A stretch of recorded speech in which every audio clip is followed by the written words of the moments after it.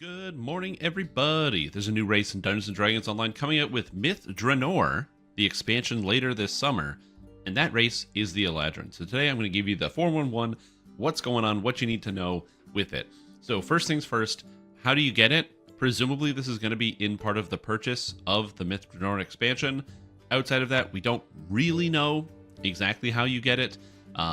Presumably it'll be like either part of like the base purchase like they've done previously, where with Sharn you got Tiefling for buying Sharn, and then the iconic character came from buying the Ultimate Fan Bundle. It's likely going to be something similar to that. With the Wild Mage most likely being earnable through the favor in the expansion, just like how Inquisitive was earnable in Sharn, or Vistani was earnable in the Ravenloft expansion. So you're going to see something probably like that, I would assume most likely. So what are the Eladrin? Basically, they're elves. The Eladrin are effectively elves. They got like elven stats as part of their racial feats. So they've got like the elven senses, immunity to sleep, enchantment bonuses, and all that. They're basically elves of the Fae. They're like Fae elves. So like more magical elves is a good way to think about it. They're also have an attunement to the different seasons. So we have the spring affinity, summer affinity, winter affinity, and autumn affinity. On a basic sense, these just give you a bonus stat, whether it's charisma for spring, strength for summer, wisdom for autumn, or intelligence for winter. And you just toggle that on, and then you just have that. So if I turn this on, whoop, that's it. That's all it is. Whereas in the actual enhancement tree, you can enhance these effects. So either being more attuned to spring, giving you dodge chance, and then later on double strike and double shot, being more attuned to summer, which gives you critical confirmation and critical damage, being more attuned to autumn, which gives you sneak attack, hit chance and damage, or being more attuned to winter, which just gives you hit and damage. Now, the thing about it is you might notice these are all like attack skills, with melee weapons and ranged weapons, double strike, double shot, hit and damage. The base Eladrin is designed to work well as kind of a weapon-using combatant. It's a dex race, so it gets a bonus to dexterity at the start, and it gives you the option of dex, intelligence, or charisma in the actual race itself. But again, the tree is definitely set up to work with more melee stats. So you get the elven accuracy here, because they are in fact elves, for the extra hit chance. You get the base stats, and then as I said, let's say you want to play a wisdom using monk or something, maybe you could pick up the extra sneak attack, hit chance, and sneak attack damage, as well as even more wisdom as you kind of go further in the tree if you specialize into it. While it is an elf, they don't get access to Arcane Archer, so they do get the Arcanum for the spell points and spell pen, as well as the Fey Sight. Again, no Arcane Archer here. One of the big features you do get to pick up on this race is the Fey Step. This is a dash skill that you can get at level 1, which is pretty cool. However, unlike a lot of other dash skills, this is a charge system, so these don't come back unless you rest. So it's not something like, if you're familiar with the Favored Soul Wings, as an example, or the Leap from Draconic Incarnation, where it just has a cooldown. This has a cooldown, but also a limited number of charges. So you can dash, but you can't dash everywhere. And it's comparable to all the other dashes in the game, Spring Attack, what have you. It's about the same range for all of them. However, this gives you a bonus based on what season you happen to be in. So if you're in spring season, when you dash, you gain a huge dodge bonus. If you're in summer, you get a huge bonus to attack damage for 10 seconds. If you're in autumn, you gain a huge amount of sneak attack damage. And if you're in winter, you gain a huge amount of tactical DCs, and you can get additional charges per rest. I believe you start with 2 and it goes up to 5. So with 5 dashes, that's basically like 50 seconds of whatever buff this is. The first thing people saw is, oh, autumn gives you 3 sneak attack dice plus 1 more per 3 levels for a total of 13 sneak attack dice for dashing for 10 seconds. And 13 sneak attack dice is a lot to get. So there's some interesting stuff in here. The Eladrin seems pretty powerful overall. And I can see a lot of people playing this race just because it seems pretty valuable with a lot of minor stats. It doesn't seem quite as good as some of the main races. Again, if you just look at something like Half-Orc as an example, Half-Orc just gets plus 8 to hit and damage running up the tree, whereas here you're getting plus 3 to hit and plus 3 to damage. So obviously you're not getting as much out of Eladrin as you would be getting out of something like Half-Orc for just like a raw damage character. So you really have to use some of the side stuff, like you want the elven accuracy, you want the dash, or maybe you want some of these spells at the top here. Now the spells are basically tied to each attunement. I don't know if you need to be in the attunement to be able to cast them. I don't think so. I'm pretty sure you can just cast them if you have them. So if you wanted to get Night Shield or Blur, you could. Overall, I think that Night Shield is an okay spell to offer, but I think the rest of these spells are kind of whatever. You're not going to take that as much. But realistically, if you're going to the top tier, you're grabbing Skill, which since it's just a one-pointer for double strike, double shot, dodge, and dodge bypass, actually really good. So if you get up here, you spend like 7 points down here, maybe some points in winter, or some points in summer, some points in whichever one you want, and then you grab Skill as well. Honestly, seems like it'd be pretty good as an overall investment into the Eladrin. Now, another part of the Eladrin that is pretty good about them is the visuals of the Eladrin. They did a great job with the actual character customization, which we're going to look at in a bit. Also, they have these really wild, like, borderline interpretive dances. Oh, I phased through the wall. That's really funny. I should have tested that here. But yeah, they look actually pretty good. So let's take a quick gander at the character creator, and then I'll show you kind of some of the different options you can get at. So as you can see here, we do have another slider because there are more customization options that are added. Some of the more interesting ones is there's a lot of hairstyles that you can access to. So way more hairstyles than normal, which is pretty cool. They also have the hair ombre, which is basically you can do multicolored hairstyles. So I can have like my hair be red with blue on it or whatever you want, which, gonna be honest, is extremely cool. Being able to two-tone your hair is like cool in fantasy. There's a lot of fantasy characters that got two-tone hair, so being able to do that is kind of interesting. And I'd love to be able to do something like that on some of the other races. Seeing stuff like this makes me hopeful that we'll get a avatar update for some of the base races, your humans, your elves, things like that. But yeah, these guys look pretty good. They also get a couple unique details. They've got facial markings, which you can change up exactly what they look like, as well as their hair accessory, which are the types of leaves, whether you want to have spring leaves, summer leaves, autumn leaves, or winter leaves, which is kind of cool, or no leaves. I really like the leaves. I think they actually add a lot to the way the characters' hairstyles look, so they did some good job there. You have the skin color, which goes from elf tones to magical elf tones, if you want, as well as the eye color, which can go everywhere, and the lip color, which again can go kind of everywhere. Something I like about the race is that for the most part, when you hit randomize, they always pretty much look good. It was very hard. Like, I'd say probably 1 in every like 15 or so looks bad when you hit randomize, which is a really good sign that the offerings are like really, really well done. I'm just gonna take a second here to go back to the show you the male offerings as well. But yeah, they look really, really good. I'm not an elf guy, gonna be totally honest. I don't really care much for the elves or the appearance of elves, and so seeing stuff like this, just I've never really cared as much. But like, man, they did such a great job with like, look how cool this guy is. This guy's like Lord of Winter over here. Kind of reminds me of the Prince of Frost all of a sudden. Because again, all of the characters in the Feywild, they might have looked like elves, but they're all Eladrin. And so, you know, obviously you go to the summer court with the summer Eladrin, you know, you can see the visuals there. So yeah, like I said, pretty much every single Eladrin that you make just looks great, and they did a fantastic job with that. So if you haven't had the chance to actually take a gander at it, this is something that, you know, again, they just really hit the fantasy nail on the head. I'm not a huge fan of the elves, but man, I'm going to spend a lot of time in the character creator making my character look exactly the way I want. And I hope that in the future, they can go back and update some of the races with some of these offerings, because they look pretty good. And lastly, we have to look at the iconic, which is the Eladrin Chaos Mancer. In-game, you're going to see different names everywhere. It's going to be called Chaos Mage, Iconic Eladrin stuff. Those are just placeholders. It is the Eladrin Chaos Mancer. The Eladrin Chaos Mancer is the first iconic that is based on an archetype. So the archetype, Sorcerer Wild Mage, is a separate thing. You can just play a Wild Mage, but the new Eladrin Iconic is also a Sorcerer Wild Mage, which means you will not be able to play it as a regular Sorcerer unless you decide to use a lesser reincarnation. And just like all the other Iconics, it starts with 1 level of Sorcerer Wild Mage, which is actually not as much of a handicap as it might be for some of the other races, and I'll show you why in just a little bit.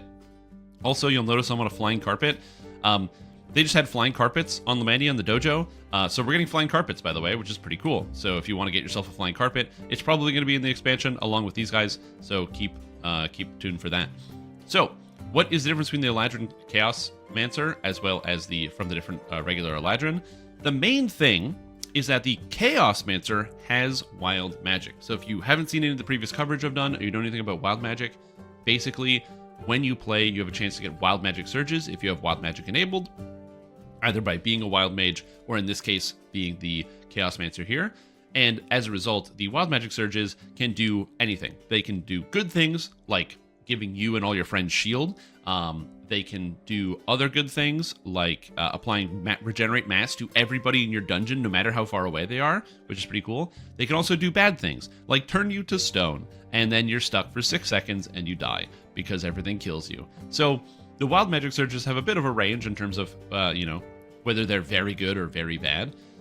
This character is locked directly into wild magic as a Chaos Mancer. So even if you get rid of the sorcerer wild magic, so you get rid of the wild mage sorcerer and you're no longer a wild mage, just by playing this race, you always have wild magic. But don't worry, they have ways to kind of mitigate that and make it so it's actually not as bad as you might otherwise think. Because let's take a look at the racial tree.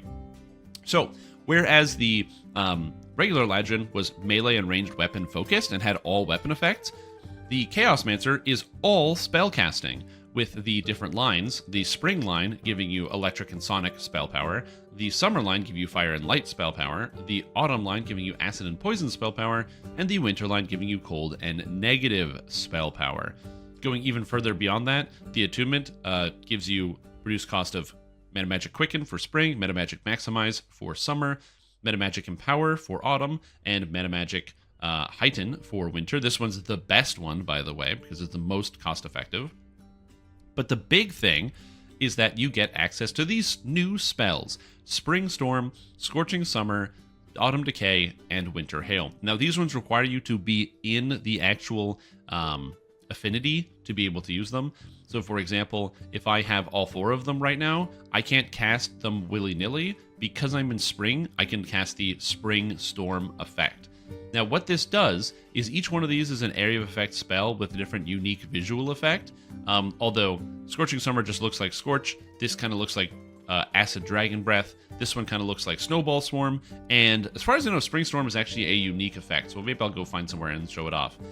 But basically, the idea behind it is that these are spells that do a little bit of damage. They're basically counted as second level AoE spells, which might not sound that crazy. But the reason why they're powerful is not just because they're second level AoE spells. All of these bypass immunity on monsters and strip it from the target. So, if I go around the corner here and find a monster, I hear an ooze. There we go. So this ooze is normally immune to fire entirely because it's a gray ooze. However, by using Scorching Summer, it allows me to bypass the immunity to fire, even though it's a fire spell. This also strips immunity from the targets for 15 seconds. Think of it how, as a tiefling, you can use Scorch to strip immunity with a 10-second cooldown on Scorch with a 5-second duration. This is 10-second cooldown with a 15-second duration. I kind of hope that they maybe buff Tiefling to 15 seconds just to match the parity with these abilities. But overall, they're pretty useful in terms of just their general utility, as I can go Spring here and show you off the one unique effect in Spring Storm, which I thought was pretty cool. When you cast it, it actually creates like a little lightning cloud, and then it blasts everything, which again, I think they did a fantastic job with. So the Eladrin Chaos Mage, as I said, gives you these elemental bypasses. I don't think this is broken. I think this is pretty fine for the most part. If you're playing a character, like most of the endgame casters that deal damage already have immunity bypass built in. Like if you're playing a sorcerer, you can already do this. If you're playing a druid, which is another one of the best classes, you can already do this for cold. If you're playing an alchemist, you can already do this for whatever element you want. If you're playing a wizard, you just don't even care, because you just change the element you're casting, because archmages get so much spell power with every element. It's actually not that much of a cost to do that. So this is going to help more for your kind of niche cases or characters that don't have as much utility. So looking at stuff like bards, like storm singers, being able to bypass lightning immunity, which would be pretty convenient for them.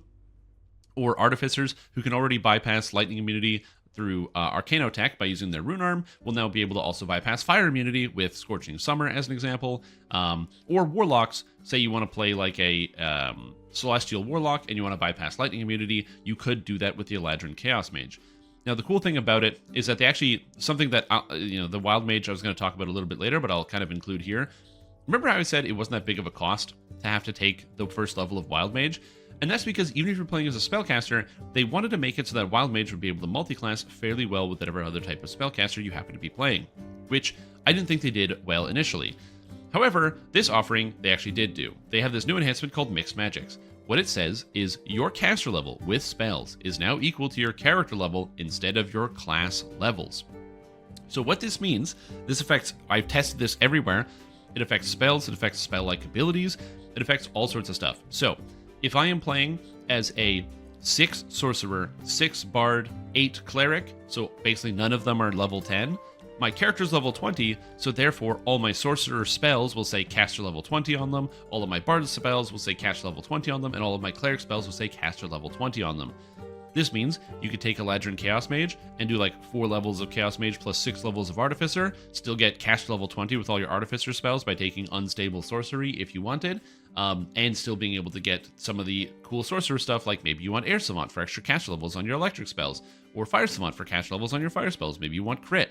So there's a couple different ways you can actually kind of build it out to make your character able to do quite a lot of interesting things, as well as picking up the the wild magic stuff.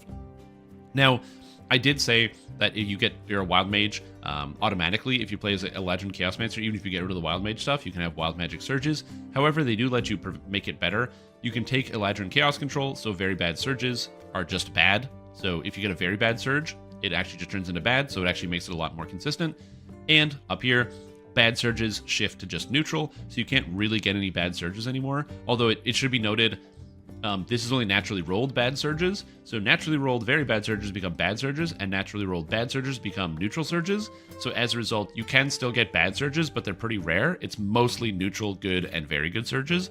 And you can also focus on your wild magic to increase your chance of getting good or very good surges in your cores. So overall, the Eladrin Chaos Mancer is probably going to be pretty good, and so is the Eladrin. Are they the best races? Base Eladrin, probably not the best race, just because in terms of like adding new power to the game, they're strong, but I think that generally the stuff that they add is comparable or less than a lot of other races. You got to think about like Aasimar gives you 10 melee power, Warforged gives you 15, as we just talked, the Half-Orc gives you like 1 billion damage, Tabaxi is giving you like the insane movement speed. So it's pretty good, but it's not going to be like game breaking. It's mostly just that it's really thematic and the visuals fit well. Whereas the Eladrin Chaos Mancer gives you the immunity bypass, which is cool for those niche characters and lets you do some weird multi-classing with the Wild Mage Sorcerer. But again, I don't think it's going to be pushing the needle on anything, because we already have stuff like Dragonborn for getting a whole bunch of caster levels, Tiefling for getting the elemental immunity bypass and increased fire damage taken, Shifter to get the really high stacking wisdom, as well as Howl of Terror. So you have like a lot of other really powerful caster trees and caster races. So overall, are you going to see people running Eladrin Chaos Mage? Probably, because it's really fun, but I don't think it's going to be pushing the envelope. But it does add some neat stuff to the game, which I actually think is very, very good, having these as options via immunity bypasses. If you are testing this on the preview, which should be live really right around as this video goes live, you should be able to go on to Lamania and test this out for yourself. Bear in mind, Winter's Hail just straight up doesn't work, so it is what it is. This is the only one I actually wanted to test with a build when I was doing it on stream, and this one works, this one works, this one works, and the Winter's one, the cold one, just doesn't work. It'll be fixed by the next patch, but it was just kind of funny more than anything else. Just to clean up Wild Mage, just to talk about some of the changes they made since the first offering. The main ones is they changed Power and Chaos from getting 100 spell power to +2 caster level and max caster level. Basically, this is better early game and better for low-level spells, but worse late game than 100 spell power. So it is slightly worse for the big end game, but for leveling and for some neat stuff, especially if you're doing multiclassing, it's going to be a little bit better.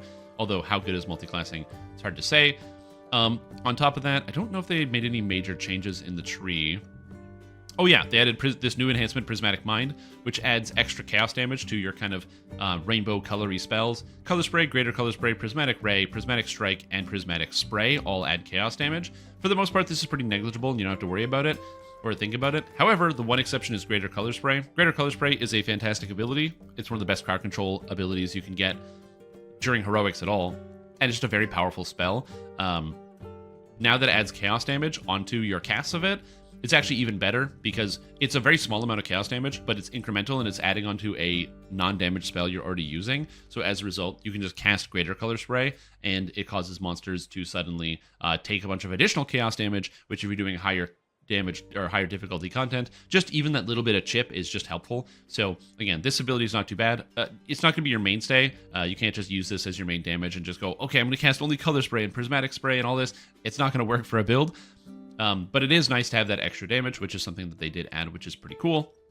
And then, as I said, we talked about the mixed magics, which I don't think this is overpowered, but it is neat. And there's a lot of ways you can probably look into something, although I imagine most of it is going to be worse than just playing a pure Wild Mage. The other thing they changed with Wild Mage since the first preview is they added some new spells. So, of course, we have Chaos Hammer now actually in the game, whereas it wasn't before. But also, you can get Wild Strike now as an actual just spell. Wild Strike is a single target spell that causes enemies to take random negative surges when you hit them with it. So it's pretty cool. They also added Prismatic Strike from Artificer, which is just, again, a very powerful spell on Artificer, and so having it on Sorcerer is going to be amazing. What people don't realize about this spell is it has a lot of text. Most of that text doesn't matter. At the bottom, it says, the third deals fire damage and reduces the target's melee and range damage by 25%. A successful will save halves the damage and negates the penalty to attack damage. This is insane for raiding, and so people use this, and it is one of the reasons why people would bring Artificers to raids, because if you just have the Artificer spam this into the boss every 10 seconds, then the boss's damage is reduced by 25%, which is how you help your tanks survive against bosses on like R10 raids that are hitting for like 30,000 damage. So you got to use Prismatic Strike to be able to deal with that, to reduce the damage. Now it's on a Sorcerer, who can cast it twice as fast, has double the mana pool, and they can do other stuff. So honestly, you're going to see these popping up in raids and in your crowd control sorcerers, and I can see a lot of people playing Wild Mage as a result of just Prismatic Strike existing. On top of that, it's not even a bad damage spell. You can just slam people with this. So it's overall interesting, and it's kind of a neat addition to Sorcerer. There are a couple bugs that I found. I've already reported them out to the team, but hopefully they'll fix them up. But yeah, overall, Eladrin, I don't like elves. I didn't want elves. I didn't think we were going to get elves, or I was hoping we wouldn't get elves. And you know what? They look pretty cool. I really like the actual visual style. I like they've got the dash where you turn invisible. Oh yeah, I forgot. Depending on your whatever your affinity is, you also get like a trail after you dash because it gives you a buff for dashing. I forgot to cover that.